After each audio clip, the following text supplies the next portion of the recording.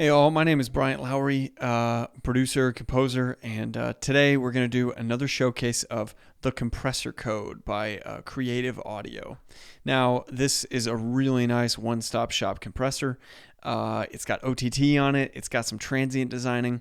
Eddie has been really nice with this one, and if you don't really understand what you're even doing, he's taken away all the mechanical stuff for the replacement of just being musical and trying to use your ears. And I really love that. If you're ever confused, you can also hit the manual button and it will take you to a page that explains compression, what to listen for, how to use it, and how to use the compressor code. So today's video is going to be on gluing together some lead vocals. So shout out to Luis and his band Violent Delights. They've got a really cool kind of grungy rock track here, and on the chorus I've got 3 vocals together and I want them to sound like one solid vocal, and I'm going to use the compressor code to do it. So right now it's bypassed, and here's what we're sounding like.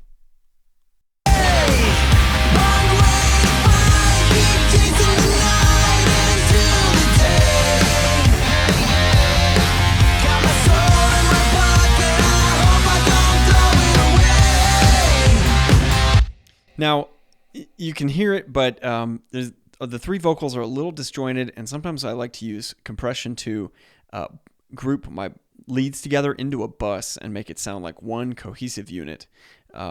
This will help with transparency, and it will also help us ensure that maybe we don't have some extra clipping.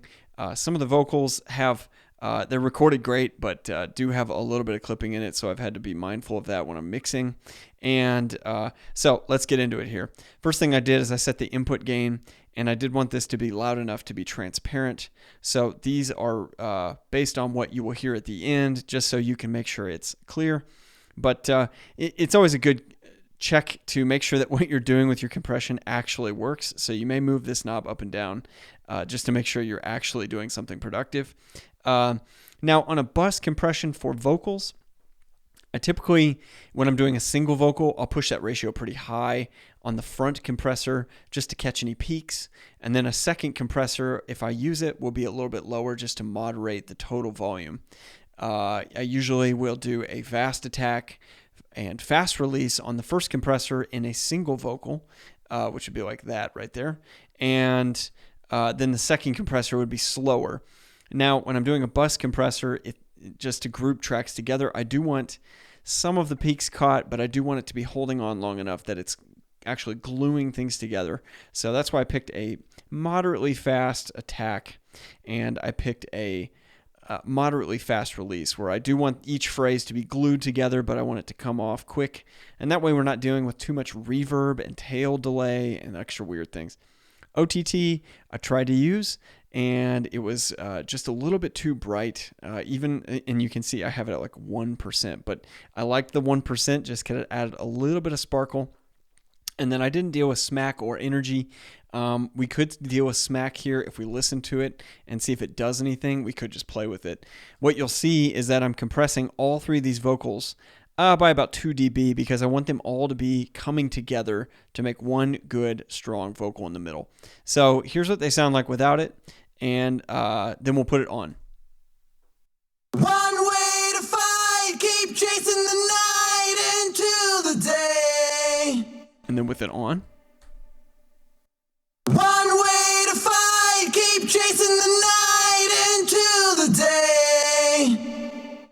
And you can hear it. You got to be careful with OTT because it will pump up any verb trails, or in this case, I'm not sure I put verb on his vocals, but the room might just pop up that he recorded in, and that may not be something he's looking for. So we're going to be mindful of that. Let's try adding some smack though. Let's just break it and see what happens here. One way to fight, keep chasing the night into the day. Got my soul in my pocket, I hope I don't throw it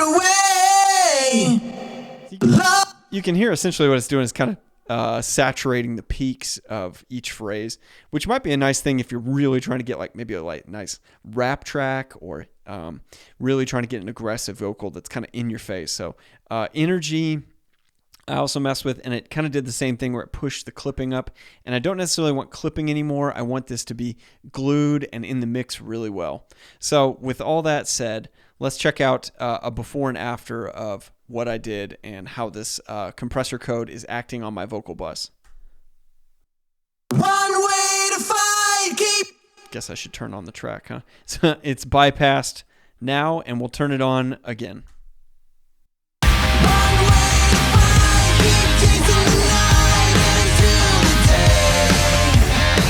Okay, and here's with it on.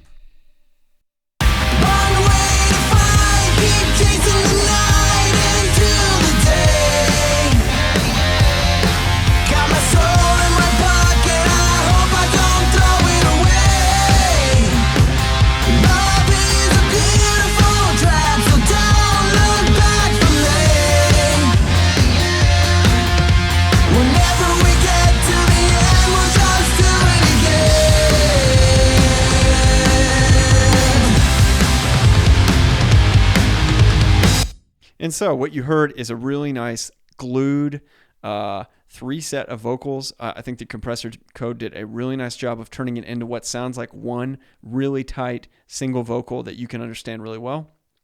And I love that it was super easy to understand each of the ways to do this. So if you'd like to grab a copy of it, it's at audioloom.com, and it is Cr8ive with an 8 dash audio.